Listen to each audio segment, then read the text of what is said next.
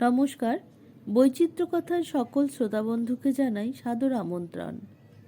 আজকের গল্প ভাগ্য পরীক্ষা। সোমনাথ ছিল জমিদার। তার দপ্তরে একজন কেরানির দরকার পড়েছিল। এই খবর পেয়ে 15 জন যুবক জমিদারের কাছে চাকরির জন্য এলো। জমিদার ওই 15 জনকে বলল, আমার দপ্তরে কেরানির চাকরির জন্য এতজন যুবক আসবে আমি ভাবতে পারিনি। যেহেতু এতজন এসেছে, তাহলে একটা পরীক্ষার মাধ্যমে যাচাই করতে হবে। তোমাদের সামনে 10টি হাঁড়ি রাখা হবে, প্রত্যেকটার মুখ ঢাকা থাকবে।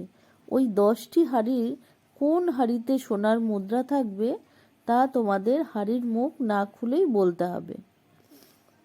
যে এই মুদ্রা রাখা হাঁড়ির মুখ খুলবে তাকেই আমি চাকরিতে নেব।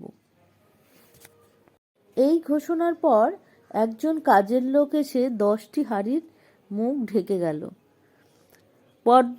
একটি পর্দা টানানো হয়েছিল। পর্দা টানানোর ফলে কে কোন হাঁড়ির মুখ খুলছে তা অন্য যুবকরা দেখতে পায়নি।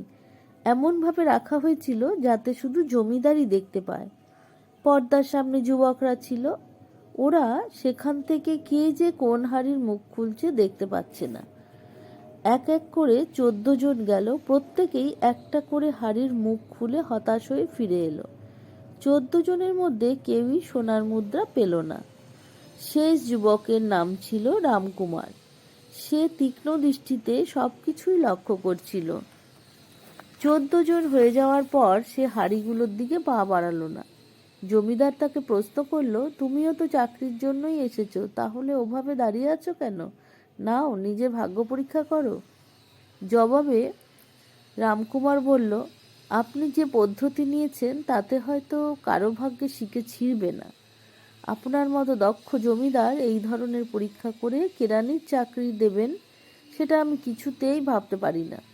এই কথা শুনে জমিদার হাসি মুখে বলল, তাহলে আমি কি যা করেছি সেটা নিছক একটা লোক দেখানো ব্যাপার? দেখুন, ওই ধরনের কোনো মন্তব্য করতে আমি চাই না। আমি জানতাম যারা চাকরি চাইতে আসে তাদের কর্মদক্ষতা এবং মনস্তত্ত্ব পরীক্ষা করে দেখা হয়। আমি সবিনয়ে আপনাকে বলছি, আপনি কিছু মনে করবেন না। আমার ধারণা ওই 10টি হাঁড়ির একটিতেও সোনার মুদ্রা নেই। সেই জন্য হাঁড়ির মুখ খুলতে চাইছো না? জমিদার বলল। আমাকে ক্ষমা করুন, কোনো রকম ভাগ্য পরীক্ষার ব্যাপারে আমার আগ্রহ নেই, রামকুমার বলল। এই কথা শুনে জমিদার খুশি হয়ে বলল, তোমার গভীর বুদ্ধিমত্তার পরিচয় আমি পেয়েছি। তুমি ঠিকই বলেছ, কোনো হাঁড়িতেই সোনার মুদ্রা নেই। আমি এমন একটি যুবক খুঁজছিলাম যার নিজের কাজের উপর আস্থা আছে, ভাগ্যের উপরে নয়। আমি তোমাকে এই চাকরিতে সানন্দে গ্রহণ করছি। তুমি কাল থেকেই আমার দপ্তরে কাজ শুরু করে দাও। এই ঘোষণা শুনে অন্য 14 জন হতাশ হয়ে বাড়ি ফিরে গেল।